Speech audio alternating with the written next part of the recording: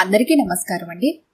ఈరోజు మనం మాయా బంగారం అనే ఓ చక్కటి చందమామ కథను విందాం. ఇక కథలోకి వెళ్దాం. ఒక గ్రామంలో సిద్ధయ్య అనే రైతు తనకు గల కొద్దిపాటి భూమిలో వ్యవసాయం చేసుకుంటూ కుటుంబం పోషించుకునేవాడు. ఒక ఏడు అమితమైన వర్షాల వల్ల పంట పాడై అతను వీరాచారి వద్ద అప్పు చేశాడు. వీరాచారి చెయ్యి తిరిగిన బంగారు పనివాడు. కొంతకాలానికి సిద్ధయ్య బంధువురాలు ఒక ఆమె చచ్చిపోతూ తన బంగారంలో కొంత అతని పేర రాసిపోయింది. ఆ బంగారం చేతికి రాగానే సిద్ధయ్య వీరాచారికి బాకీ తీర్చాడు. కొంత బంగారం పెట్టి సిద్ధయ్య భార్య వీరాచారి చేత నగ చేయించుకున్నది. వీరాచారి బంగారంలో సగానికి సగం రాగి కలిపి నగ మాత్రం మహా కుదురుగా చేసి ఇచ్చాడు. వీరాచారి కూతురు సంక్రాంతి పండుగకు పుట్టింటికి వచ్చింది. సిద్ధయ్య కుటుంబ పరిస్థితి మెరుగైందని విని ఆమె వాళ్ళను చూడటానికి వెళ్ళింది. సిద్ధయ్య భార్య ఆమెకు తన కొత్త నగ చూపించింది. వీరాచారి కూతురు ఆ నగ పనితనానికి ముచ్చటపడింది.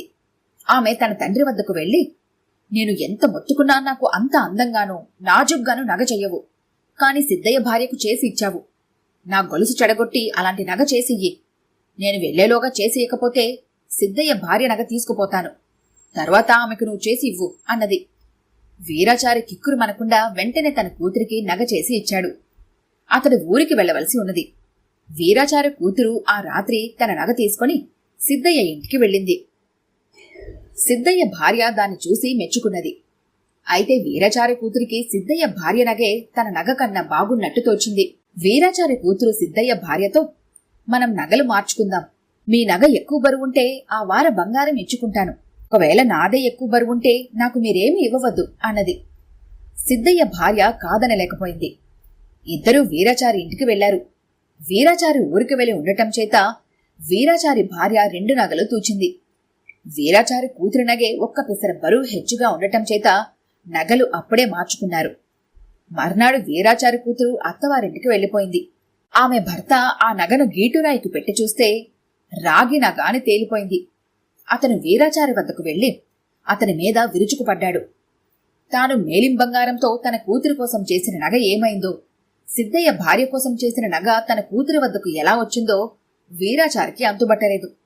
అతను తన భార్యను 1-2 సార్లు, మన అమ్మాయి నగతో సిద్ధయ్య ఇంటికిగాని వెళ్ళిందా అని అడిగాడు. రహస్యం బయటపడితే తనను భర్త చంపేస్తాడని వీరాచారి భార్య లేదన్నది. వీరాచారి తన అల్లుడికి క్షమాపణ చెప్పుకొని తాను కాజేసిన సిద్ధయ్య బంగారంతో నగ చేసి ఇస్తానన్నాడు. వద్దులే మామయ్య, మళ్లీ కక్కుర్తి పడతావు.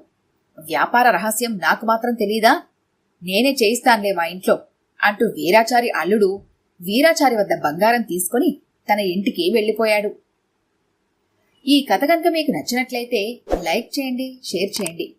మరిన్ని ఇంట్రెస్టింగ్ కథల కోసం మా ఛానల్ని తప్పకుండా సబ్స్క్రైబ్ చేసుకోండి.